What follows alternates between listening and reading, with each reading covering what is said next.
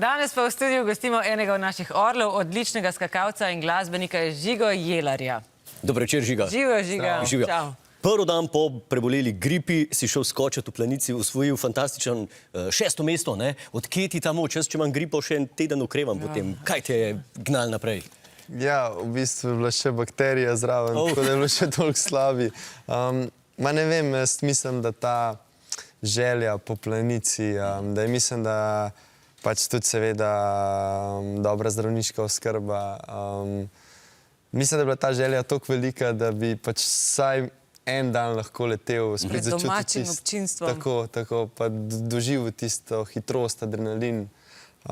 In ja, pač to mi nekako se uspelo poklapati, da sem vsaj v nedeljo lahko. Odlično, smo bili zelo veseli. Ja. Žiga, ampak a te je kdaj strah? Mislim, tako, ko si tam odzgori, si kdaj rečeš, ok, to je dosti, jaz grem zdaj domov, jaz bom šel peš, dol. Ne, nikoli? Ne, v bistvu to me je, v bistvu ta strah me je čist minil.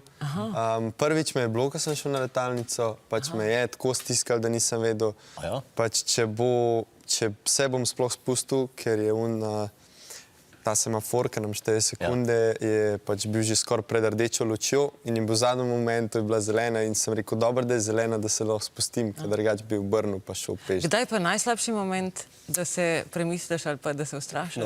Počni mizi, ali? Ja, ni poti nazaj. Ni poti nazaj, ko se odrineš od rampe, takrat pač moraš biti 100-odstoten in... Takrat ni prostora za dvom. Ja, jaz mislim, da ne.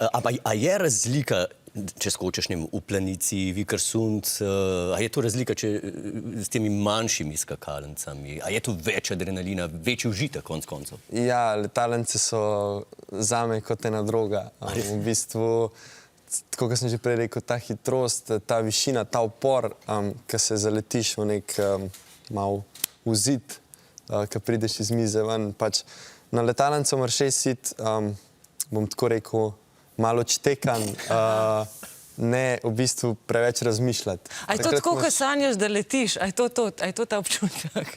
Jaz sem zmer sanjal, da sem padal nekam, tako da ne vem. Ampak katero skakalnico si pa sanjal? Planico ali Vikersund?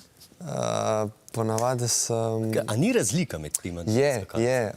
Že nadmorska višina je druga in recimo Vikersund je zelo pač letalnica ob morju, zelo nizka nadmorska in je veliko več upora, veliko nižja ta parabola leta je. Recimo medtem ko planica je pa na 1000 nadmorske višine, je pa manj tega upora in je v bistvu tudi višja parabola, večja hitrost je pri odskoku in vsaka letalnica je unikatna, ampak planica je lepa. Mi hodimo planico. Letos so na letalnici prvič skakala tudi dekleta. Ema Klinec je prišla celo do 226 metrov. Če vidim, kako fantje spodbujate, to je dobra novica, da prihajajo tudi dekleta v ta šport. Ja, lepo jih je bilo videti. Mislim, lepo je bilo videti to pač, da v bistvu se punce niso ustrašile, so šle zelo pogumno in ja, zdaj imam svetovni rekord. So odštekane naše dame, ne? So tudi. Nis pa samo odličen skakalec, ampak tudi odličen glasbenik. Glasba te zanima. Kako to? Jaz že kot otrok sem v bistvu začel tako z glasbo kot skoki in od takrat naprej me to drži. Imel sem najprej tiste plastične igračke, pa to malo harmoniko, pa trobento. Pol me je pa potegnil in se mi zdi, da mi daje ta odklop od mogoče kakšnih stresnih tekmovalnih dni. In kjer komad imaš v glavi, ko si na vrh letalnice?